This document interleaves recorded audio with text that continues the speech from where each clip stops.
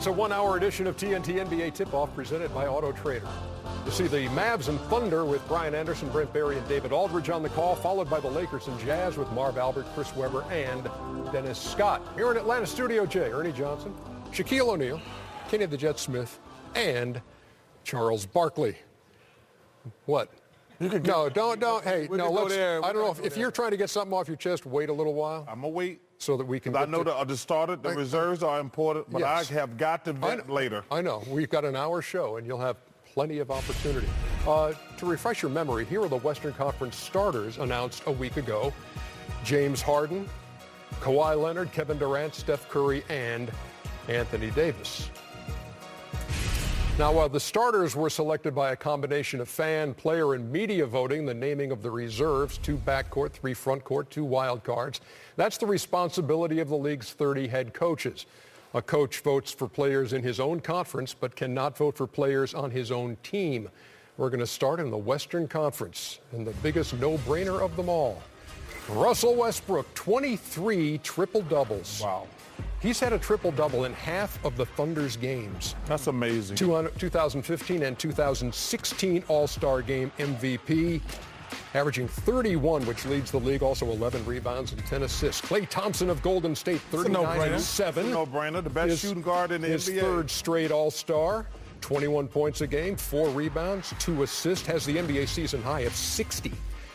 He's joined by Draymond Green, his Golden State teammate. Field goal kicker in the second straight All-Star in his 5th season. 11 points, 9 rebounds, and 8 assists. 3 triple-doubles. DeMarcus Cousins makes it for the 3rd straight time. No-brainer. 28 points a game is number 5. 10 rebounds a game is number 12, and leads the Kings in threes made with 76. That's probably not good. This from a guy who made 11 in his first 5 seasons. Marc Gasol of the Memphis Grizzlies is a 3-time All-Star. The best center in the Career NBA. high, 21 points a game. Cut it out, Chuck. 6 rebounds, 4 assists. 42 the other night. Hey, best center in the NBA. Stop it. Yep. 64 threes made for him. DeAndre Jordan, for the first time, is an All-Star. He should have been 13 points a game and 14 rebounds. He's number 1 in rebounds. He's 7th in blocks. 19 games of 15 rebounds and 8 games of 20. And another first-timer rounds it out for the West. Yes. Gordon Hayward of the Utah Jazz, who were 29 and 18. Well-deserved. He's given him 22 points a game, 6 rebounds, 4 assists, shooting 46%. He's the first Utah All-Star since Darren Williams in 2011. So there are your 7 Western Conference reserves: Westbrook, Thompson, Green, Cousins, Gasol, Jordan, and Hayward. Now, sometimes when we do this, there's immediately a name that jumps out and you say, how did this guy not make it? I don't know if that really happens this time around, Kenny. Well, I got to see the list again, but... you don't have to see the list. We just saw it. You just saw the list, fool. The list of who got left off. Nobody got left off. Ernie, that's a How do you say no one got left off? Because every guy got on left there. off. Because I basically C.J. McCollum. There you go. He jumps out. There he is. When I see the list, Chris Paul now he jumps out.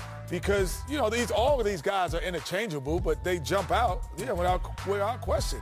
Chris Paul would have been an All-Star, I think, if he was there. But C.J. McCollum, to me, jumps out. Damian Lillard jump out? Wait, first of all, Kenny, you didn't even pick McCollum. You picked Mike Conley. No, but I had C.J. McCollum. Take your list right there. I know Chris Paul wasn't going to be able to play. And then you replaced him with Aldridge. I'm just saying. He didn't make it either. Jumps out. C.J. McCollum jumps out. Hey, listen, this is the first time I have no problem with the reserves. I thought that the coaches did a fantastic job. Why is it fantastic? Because they picked there's nobody. No. 2 of my guys didn't make it. Okay. But those guys to me were stretches. I had McCollum and Bledsoe. But the coach. So why were you arguing when I just said McCollum? Because you didn't even have McCollum. But you had him, and you're like he doesn't stand out to you. I said it was a stretch. You did not have him. McCollum is averaging over 25 points a game. Man. Who is? I picked him. Why didn't you pick him? I'm just saying. Wait, you're arguing for a guy you didn't pick. Because like I said, a lot of these guys are interchangeable. But CJ, he's not averaging 25. Over the last, 15, 16 games. Yeah, but the first half of the season to right now, he's not. He's second on the team in scoring. I have no problem. I love McCollum. I love Lillard also. But I actually think the coaches got it 100% correct, Ernie. They're all interchangeable. You know what? The coaches did get it correct, but C.J. McCollum and Damian Lillard, they're in a weird position because they're always going to have to come behind Westbrook Clay, and Steph. And they take votes from each other, Shaq. Yeah, they I probably know. take votes from each other now. I know, but, you know, they're in that position. Unless they're having a remarkable breakout year, you know, they're probably going to get... Yeah, but now you got to choose one or the other. And it doesn't... It hurts that they're not winning. Yeah.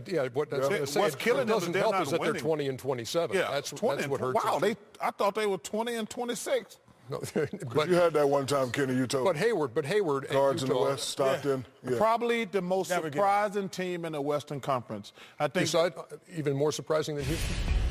Houston made the playoffs last year, Ernie. Utah's the number 4 seed. I don't think we thought they would make the playoffs. I don't think we thought they would be this high. They're doing a fantastic job.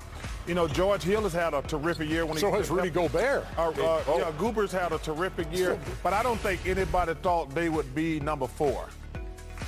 Congrats to my guy, Gordon Hayward. Well-deserved. Trey Mamba. Trey Lyle. I know, but Mamba. A.K.A. Ed Sheeran is also... Mamba, I like Trey Lyles, but he's not a Mamba. He's like that little green garter snake.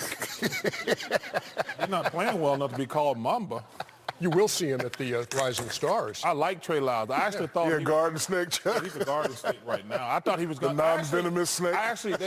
You know what, Shaq, you know, when me and Ken have been doing March Madness, there's 2 guys I really like this Don't guy. I do March Madness with you, too? It's half the time. Yeah, half the time. But there's 2 guys I thought by now, there's 2 guys right now, it's like that guy's going to be a star.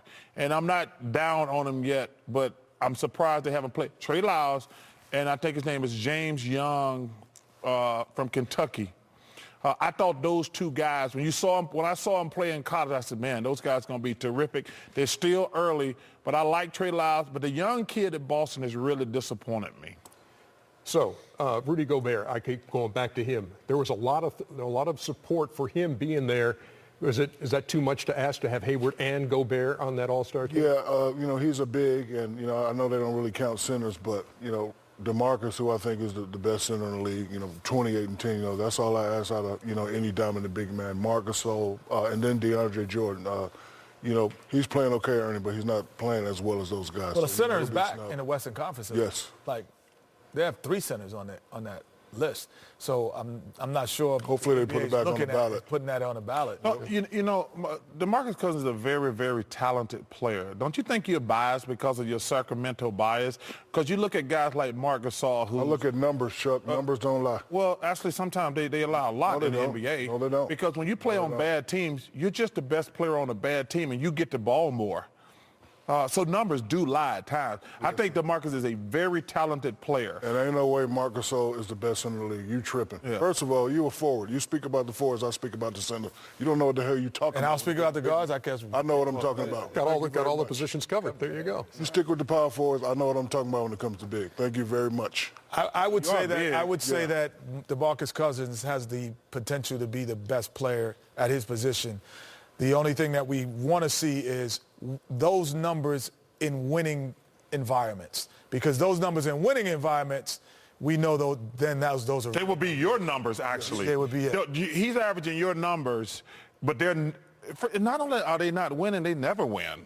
Like, don't say never. Don't say never. They beat Cleveland last night in Cleveland. I don't want to hear that. Wait. I'm talking about as far as making the playoffs. What about LeBron James? No. Look, we're going there. We're going there later, and it's Sacramento only a game and a half? I know. Out of the 8th spot in the Western Conference right now. Oh wait, so now we're bragging about being number 8. Number 9, actually. When we come back, a game and a half out of it. We're number 9. We're number 9. We're number 9. No, what DeMarcus they're number 10. Yeah. The 7 All-Star reserves in the East. Come on, Embiid. Come on, please make it Joel Embiid. Hey, sit to the ball. Stop it.